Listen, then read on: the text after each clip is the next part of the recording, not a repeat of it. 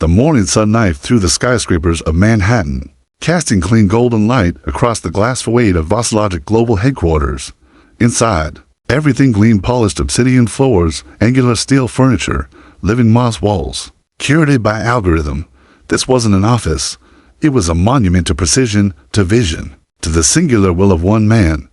Bryce Langston stood at the edge of the 92nd floor boardroom, one hand in the pocket of a perfectly tailored gray suit, the other loosely holding a ceramic espresso cup he hadn't sipped in 20 minutes. His gaze flicked from the holographic agenda projected across the glass table to the mirror-like skyline stretching behind him. His reflection looked back at him, composed, confident, mythic. Today would not merely mark the largest AI merger in recorded history, it would cement his name as a sovereign of the post-human era. 3 minutes, said his assistant sharply, tapping her wrist display. Curie's delegation is en route. Bryce didn't respond. His translator, Alex Grant, was muttering phrases in Japanese just behind him, testing cadences. Kucho hatenu kotoba wa no. No kuchi hateu kotoba wa. He grimaced. Dead words still carry ghosts. That's what it translates to. Are you sure that's a good opening metaphor, sir? Bryce exhaled through his nose. Japanese business culture isn't about precision. It's about poetry. Say it right. Across the boardroom, unnoticed and silent, Maya Carter pushed a mop bucket along the gleaming floor, pausing to swipe a microfiber cloth along the baseboards. Her gray Vosslogic uniform blended into the concrete aesthetic. Her braided hair was pinned under a cap, and her ID badge hung limply from her lanyard like a dismissed credential. No one spoke to her. No one made eye contact. That was fine. It had been fine for years.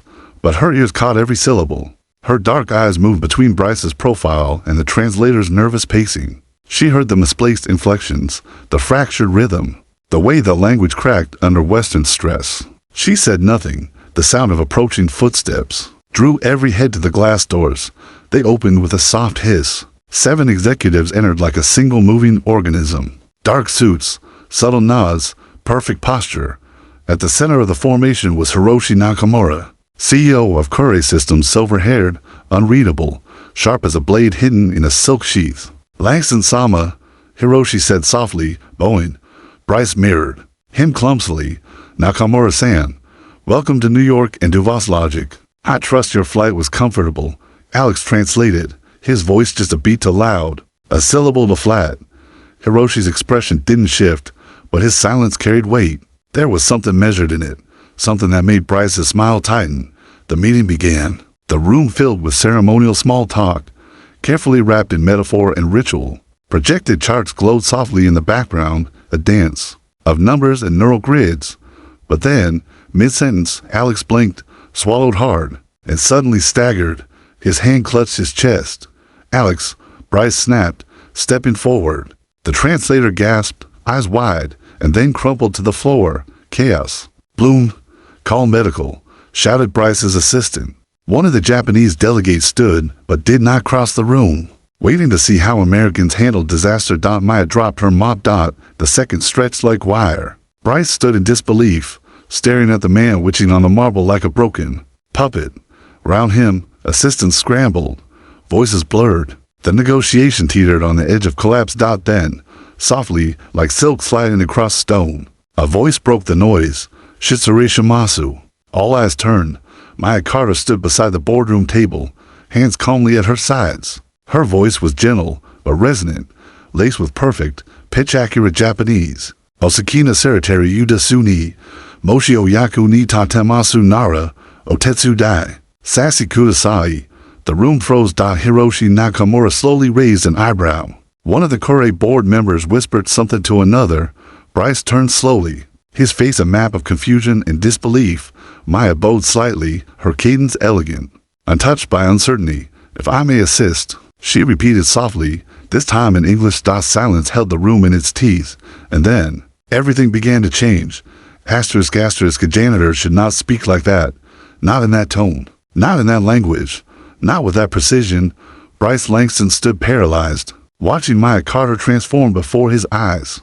Her mop rested against the wall behind her like a drop prop in a stage play. And yet she wasn't performing, she was commanding. His brain scrambled for a response, but every possible reaction, exposed one unavoidable truth. He needed her. The Curry delegation watched, patient and still as stones, waiting to see whether the American titan of industry would lose face on his own turf. Bryce cleared his throat and glanced at Sarah, his assistant, whose eyes were already flicking over Maya's ID badge, disbelief written across her face. "You're fluent?" Bryce asked, voice tight. Maya nodded. "Yes. I studied and lived in Kyoto for 12 years. I was a linguistics fellow before." She paused. Just a flicker, before life changed directions. Bryce narrowed his eyes. He didn't like unplanned variables, especially ones that were polyester uniforms and rubber soles. But time was bleeding out of the room like oxygen. The Curry executives had begun to speak among themselves, in hushed Japanese, discussing the loss of a translator, calculating alternatives. A delay now would be seen as weakness or worse, disrespect. He was boxed in by a janitor. "Fine," he snapped. "Sarah, find something more appropriate for her to wear." 10 minutes. Maya didn't move. She waited, composed, until Sarah returned with a navy sheath dress borrowed from a junior executive and a corporate blazer the sizes too big. Maya changed in the private washroom, folding her janitor's uniform with quiet ceremony before emerging not transformed, but revealed. When she walked back into the boardroom, time hiccuped. She wasn't elegant in the curated, engineered way the Vosslogic staff were. She carried a different kind of gravity, the kind that made Hiroshi Nakamura's gaze rest on her not with curiosity, but with recognition. There was no fanfare, no reintroduction. Bryce simply gestured toward her stiffly, as if shoving a pawn onto a chessboard he no longer controlled. The meeting resumed. Maya took a seat at the corner of the table, back straight, hands folded, eyes focused. Nakamura began to speak, but this time, he spoke faster, more formally, with deeper metaphors, heavier honorifics. He was testing her, and Maya didn't flinch. She translated not just the words, but the spaces between them. She brought forth the precise shade of humility wrapped inside an idiom. She paused just long enough at cultural references to let their weight settle. At one point, Nakamura used an expression involving mirror water and a stone garden, a subtle nod to philosophical impermanence. Maya's English translation carried the breadth of the original meaning, so faithfully it drew the smallest smile from the otherwise stoic CEO. Sarah glanced sideways at Bryce. He was gripping the underside of the table, hard, for 2 hours. Maya held the room together like golden lacquer in a shattered vase. By the end of the session, the Curry team was taking notes with genuine enthusiasm. The wall of caution between the two companies had begun to crumble. When the meeting concluded, Nakamura stood, smoothing his suit. "This has been productive," he said, glancing at Maya, then turning to Bryce. "More productive than I anticipated." He reached into his inner coat pocket and extended a card not to Bryce, but to Maya. "I would like to continue our conversation this evening," he said in Japanese, privately, over dinner.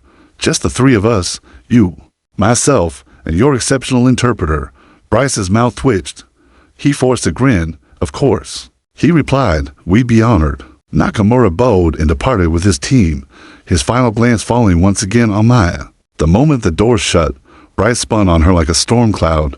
"Who the hell are you?" Maya turned her head slowly, meeting his glare without blinking. "Someone you've never bothered to see until now." Bryce stared at her, nostrils flaring, and then pivoted to Sarah. "Get HR. I want her status changed immediately. Give her a title. Cultural liaison. Strategic language officer. I don't care. Just make it sound legit until this deal closes." Sarah hesitated, and after that, Bryce didn't answer right away. His gaze lingered on Maya, who had returned to folding her old uniform. He saw something in her then, not defiance, not subservience, but an impenetrable kind of calm that made him feel, for the first time in years, like a man not in control. "She goes back to cleaning floors," he said coldly. "No janitor. Is going to become the face of a $1 trillion merger." Later that evening, after the executives had left and the boardroom lights dimmed to their after-hours hum, Maya sat alone at a small table in the back hallway with a paper cup of coffee. Her uniform was back on. Her hands moved across the napkin, jotting notes in Japanese. When her phone buzzed, she answered with a single word. "Kikamasu," she said. "I'm listening," a male voice replied, distorted and accented. "You're in." "We weren't sure if he'd use you." Maya glanced around. The hallway was empty. He didn't use me, she whispered. He underestimated me. The voice on the line paused. How close are we? Maya looked down at the napkin. It was covered in names, corporate code phrases, embedded legal clauses she'd overheard between coffee runs and scrubbed floors. Closer than they think. She hung up. Outside, the Manhattan skyline blazed in gold and steel, unaware that its most powerful man had just let a ghost into his fortress, and the ghost had learned to speak flawlessly. Asterisk asterisk at 6:07 a.m. The lobby of Vosslogic Global was mostly empty, save for the front desk attendant nodding off behind a sleek console, and the building's cleaning crew beginning their silent ballet of invisibility. Elevator doors whispered open, and Maya Carter stepped out, not in her janitor uniform this time, but in the same ill-fitting borrowed blazer from the day before, buttoned neatly over a simple blouse. Her shoes were worn, but polished. Her hair was braided down her back with careful intention. No one greeted her. No one stopped her. They hadn't learned how to see her yet. On the 89th floor, Human Resources had been given strict instructions to authorize her title, make her access badge valid for 3 more weeks, and for God's sake, don't let her speak to the press. Her file now listed her as Interim Strategic Cultural Liaison, a meaningless title with sudden power. The badge clipped to her pocket was new and corporate gray, but her eyes said otherwise. Across the city, Bryce Langston sat alone in his penthouse suite, staring at a wall of holographic headlines that refused to obey him. Black janitor saves. $1 trillion deal. From mop to merger.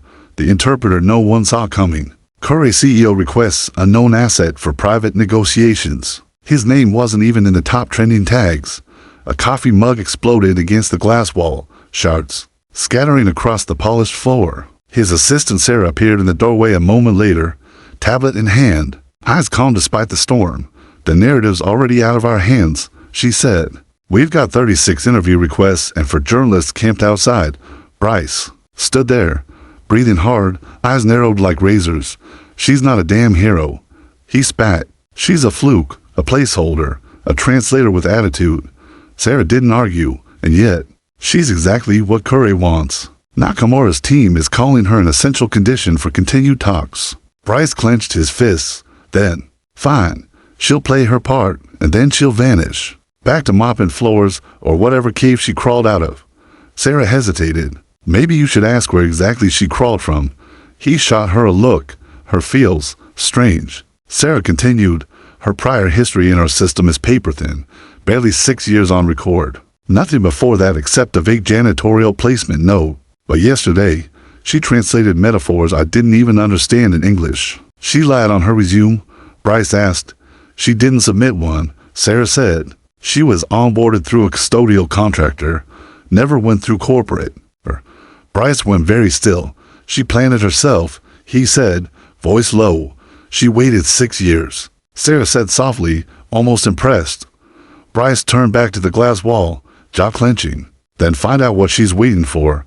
Maya stood in the women's washroom on the 60th floor, looking into the mirror. Her hands were steady. Her eyes were not angry, just focused. She didn't see the borrowed blazer or the sterile hallway. Outside, she saw the Kyoto train platform where Elijah had first kissed her. Awkward and brilliant in certain the language could save the world. She saw the hospital that had called her about his boating accident. She saw the locked file cabinet they wouldn't let her open after he died. She saw what Bryce Langston took and what she was going to take back. As she stepped into the conference room, all conversation paused. Nakamura was already seated, his senior aides arranged like silent statues around him. Bryce sat across from them, wearing a smile so sharp it almost sliced the table. Maya bowed slightly. Shitsure Shimasu, she said. Thank you for your patience. This time, Nakamura didn't test her. He dove into deeper waters, technical details of linguistic AI integration, concerns about cultural misinterpretation in global deployment, models, the philosophical implications of neurofeedback language engines in military frameworks. Maya translated all of it, effortlessly, seamlessly, but she did more than that. She translated intent. When Nakamura referenced the parable of the 3 arrows, a Japanese fable about unity and betrayal, she made sure Bryce felt its weight. When he quoted a Zen koan about a sound before the sound, she let the silence that followed stretch just long enough to make the room inhale. Bryce was sweating now. He couldn't control the pace. Maya was dictating it, with nothing but words. By the end of the meeting, the Curry team had agreed to move forward with Maya named as their permanent liaison.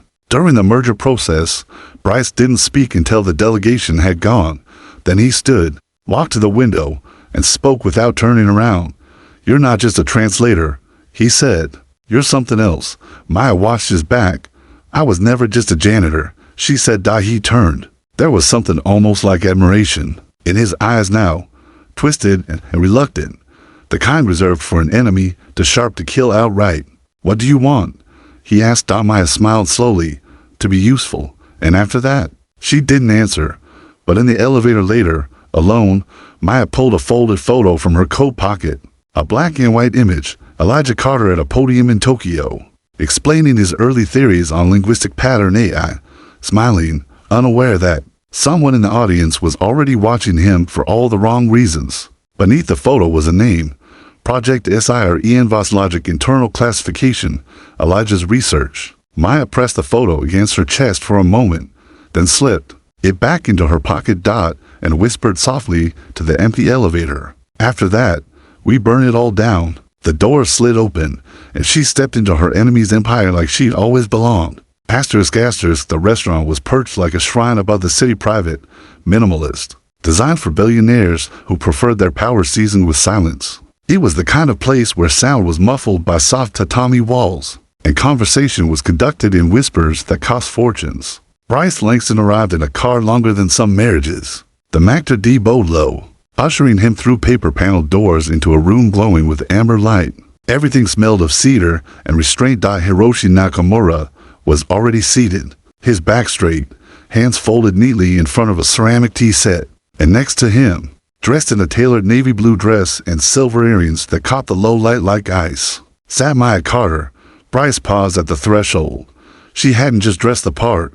She was the part, calm, poised, and possibly centered. He had prepared for this dinner like a military operation. Briefings, cultural protocols, linguistic traps to spring on Nakamura. But now, with Maya there, a translator who knew both the language and the battlefield, he felt exposed. Outnumbered. In his own city, Langston-san, Nakamura said, gesturing to the third cushion, "Welcome. We were discussing the parable of the carpenter." Maya didn't translate it. She let it hang in the air like incense. Bryce forced a smile as he sat. "I'm unfamiliar with that one." "A master carpenter is asked to build a gate," Nakamura said. "He refuses, says it is not the right time. Years later, the client returns. The carpenter builds it, but says nothing. When asked why he refused the first time, he answers, 'Because I needed the wood to forget the tree it once was.'" Maya's eyes flicked up briefly to meet Bryce's. "Even tools carry memory," she translated softly. The food arrived in courses: delicate sashimi, shaved truffle over rice steamed with yuzu. The server moved like a shadow. Maya translated precisely, but never fully detached. She let emotion breathe where it belonged and cut precision like a blade when it didn't. "You speak with the rhythm of someone who's lived in Japan," Nakamura observed. "You were a professor?" "Kyoto University," Maya said. "I specialized in linguistic recursion and cultural encoding." And now, she smiled gently, "Now I'm whatever the world needs me to be."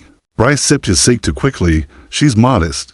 She also used to clean toilets in my building." Nakamura blinked once. Maya didn't respond.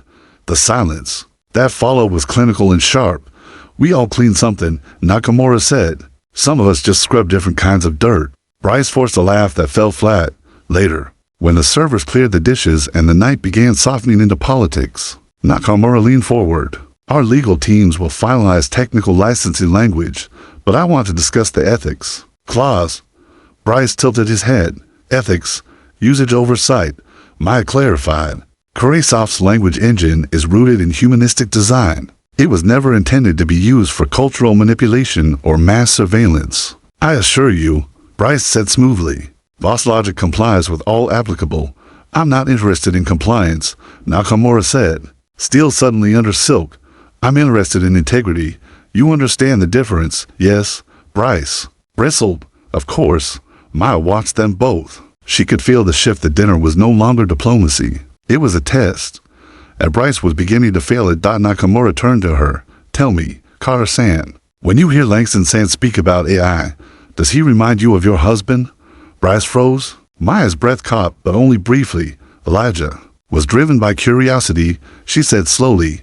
He wanted to understand the human soul through language. Bryce wants to redesign the soul for efficiency. You were married to Elijah Carter? Bryce asked, incredulous. The linguist? Maya nodded. Bryce leaned back in his seat, realization breaking like storm surf behind his eyes. You lied about your identity. I never claimed one. She replied coolly. You just never asked. Nakamura stood. Dinner has been enlightening. Maya rose beside him, bowing slightly. Thank you for the conversation. Bryce remained seated, seething. He had been outmaneuvered, outspoken, outclassed, and now he realized this wasn't a coincidence. Maya's arrival, her timing, her perfection, it wasn't chance. It was designed out as they walked away. Bryce stared at the empty teacup before him. The last trace of her voice echoed in his mind like a coded message. Even tools carry memory died outside. As the car waited at the curb, Maya stood under the soft glow of the street lamp beside Nakamura. He suspects now, Nakamura said. He knows, Maya replied, but he doesn't understand yet. You're certain he was involved in Elijah's death? Her face darkened just slightly. The research was stolen.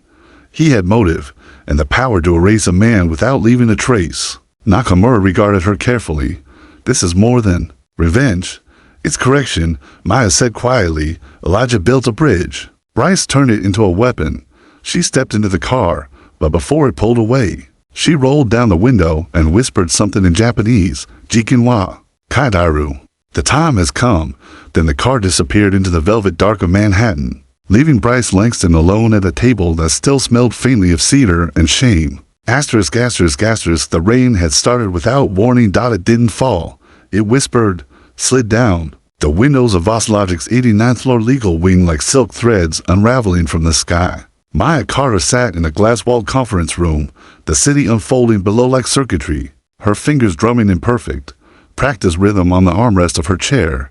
Across from her, a junior legal associate, nervous, undercaffeinated, and utterly unaware of the war, he just stepped in to scan the contract packet with trembling hands. He had been instructed to brief Maya on Corey Systems licensing language, particularly clauses related to data sovereignty and algorithmic transparency. He thought this was a formality. He didn't know she was about to discover a weapon hidden in the paperwork. He didn't know she had memorized every line. And here, he stammered. We've redlined subsection 1 for B to include the escalation clause for proprietary triggers, which now routes through the echelon node. Maya tilted her head. Echelon node. UHS, that's the internal term for our integrated feedback module. It monitors real-time behavioral changes post-deployment. Her voice remained calm. Behavioral changes in who? The associate hesitated. Well, in end users. It's meant to track adaptability. Maya's eyes narrowed slightly. So Voslogic is using Kurai's language engine to measure real-time shifts in user behavior. Well, technically not yet, he said quickly. Just, building compatibility frameworks in case future use cases arise. Maya cut him off with a gentle smile. That felt like the flash of a blade beneath silk. Would you mind leaving this draft with me for a few hours? I'd like to cross-reference it with my linguistic deployment matrix. The associate blinked. You have a linguistic deployment matrix? I built the original one, she said simply. He left without a word, and Maya began to re-dot it. Took less than 10 minutes to find the infection, buried in the appendix of Appendix B. Disguised as a metadata tracking clause was a proprietary override code siren. Her fingers froze over the document. Project siren, Elijah's model, the one he had buried in a secure Kyoto lab after warning her. It was too dangerous to release without ethical restraints, the same project he died protecting. Maya's pulse quickened, but her face didn't change. Her body remained motionless, except for her left hand, which reached into her blazer pocket and retrieved a drive no bigger than a fingernail. She slotted it into the conference console and began recording the screen, one silent page at a time, every hidden clause, every signature, every timestamp. Then she opened the encrypted folder Bryce had accidentally left unlocked during last week's partner presentation. Sarah had been forced to give Maya temporary access, a loophole, and inside it dozens of internal memos. She read one, then two. Then her breath caught. JLT5 is now testing at 92% cultural pattern recognition and 81% emotional trigger anticipation. Deployment in Southeast Asia will begin Q3.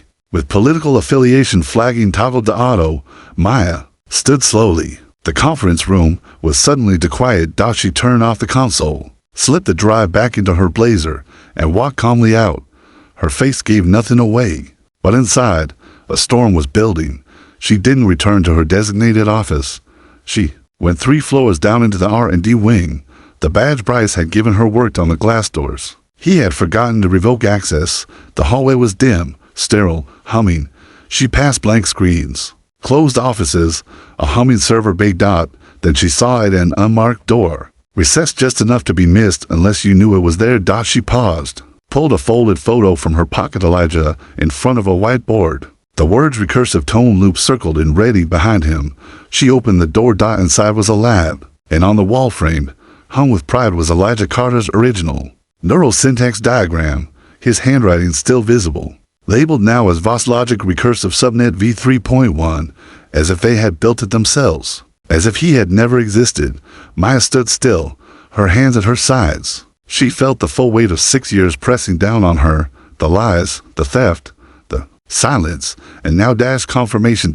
It was all real. And Bryce Langston had taken everything again. 20 minutes later, Maya stood on the edge of the VosLogic rooftop garden, hidden from the cameras, the drive clutched tight in her hand. She called a number she hadn't used in years. It rang once. Say the phrase, a male voice said.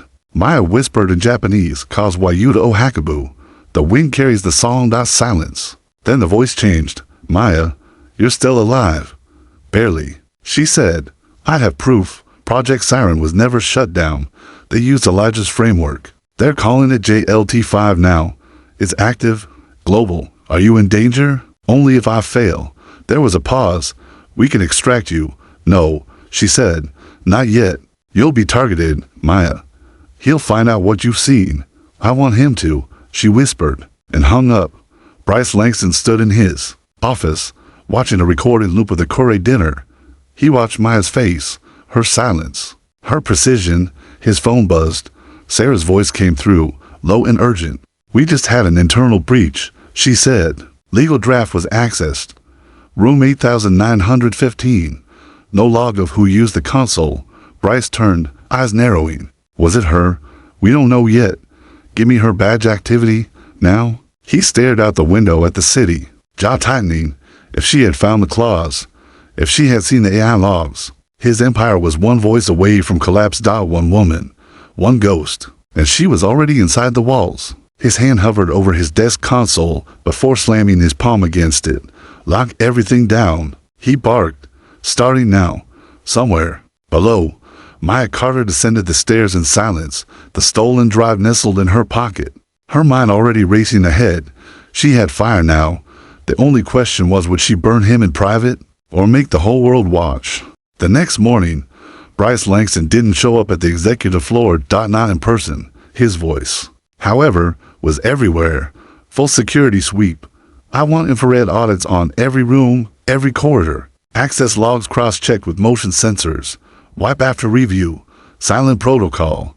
No memos." The instructions bled from his AI assistant in clipped, clinical tones. The building tightened like a machine preparing for internal surgery.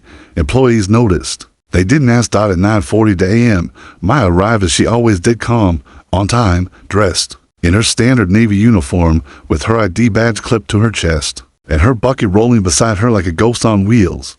No one made eye contact. That had always been her shield, her invisibility. But today, something was off. Two new guards stood near the elevator bay. Not VosLogic security private, armed, eyes hidden behind polarized black lenses. Bryce's personal surveillance firm, quarantine mode, she thought. He's trying to close the walls. But she had been through tighter traps. She smiled at one of the guards as she passed. He didn't return it, just watched her, almost as still, like he was calculating something. She went to the 61st floor instead of her usual route, a floor no one assigned her to clean. She used a sub-access hallway only engineers took. In the janitorial closet, she retrieved a hollowed-out roll of cleaning rags and pulled out a second encrypted drive from inside her jacket. She took the one containing the Siren Project proof and duplicated it, not because she feared failure, because she expected war. And war needed backups. Meanwhile, in his private observatory suite, a room lined with immersive screens and soundproof to silence even breath, Bryce Langston was watching her, multiple feeds, multiple angles. He watched Maya mop an already spotless floor, pausing every 6 seconds, a pattern, intentional. He zoomed in, frame dash by dash frame.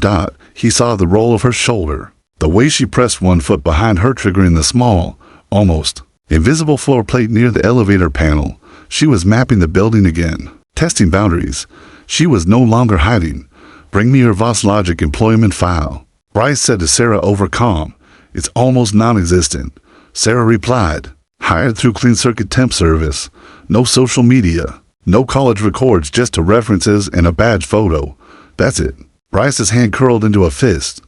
No one's that invisible. Not unless they want to be. She's not who we thought she was. I know exactly who she is, Bryce growled.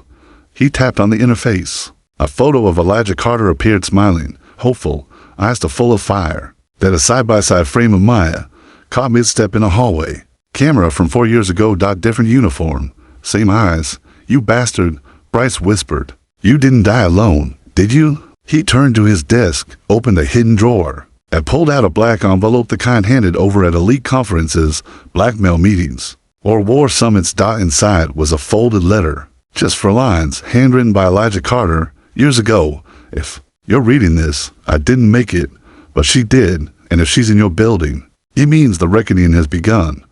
Bryce's jaw clenched. He crushed the letter in his fist. Then he hit the emergency override on the system. All cameras targeting Maya Carter went dark. He didn't want evidence.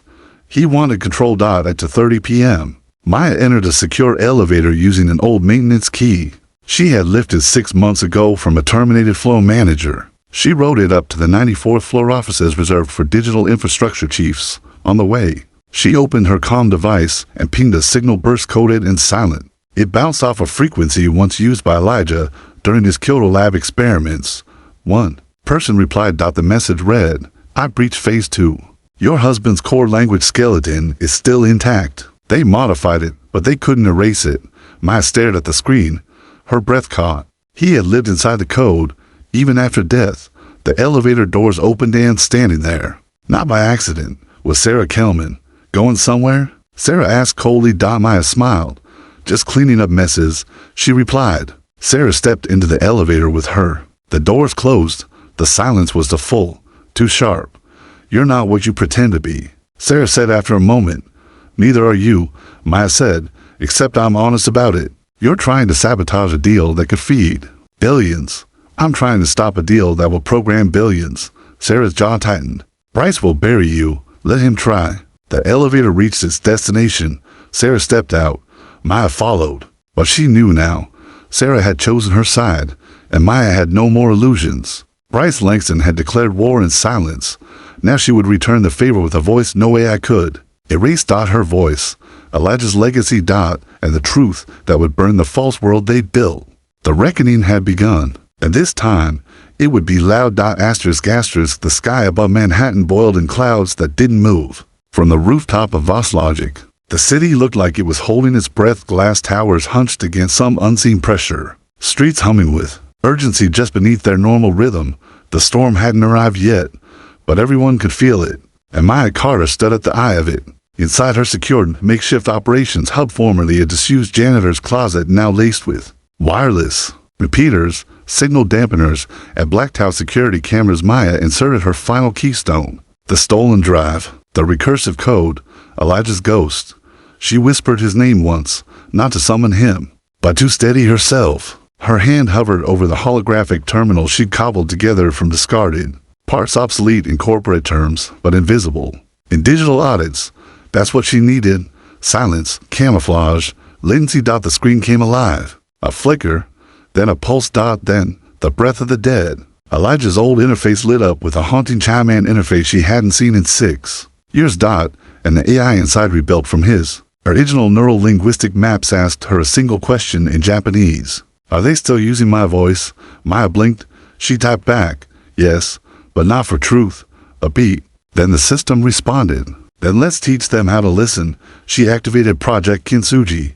Not destruction, not exposure, fracture. Kintsugi named for the ancient Japanese art of repairing broken pottery with gold. But instead of gold, she would use language instead of breaking a vase. She'd shatter the illusion that had protected Bryce Langston. For a decade and reveal the stolen cracks, he tried to bury Dot at 3:16 p.m. The Curry Systems Japan office received an anonymous data transfer on a frequency no longer monitored by their active servers, but still watched by one man, Shigeru Watanabe, Elijah's last remaining research partner.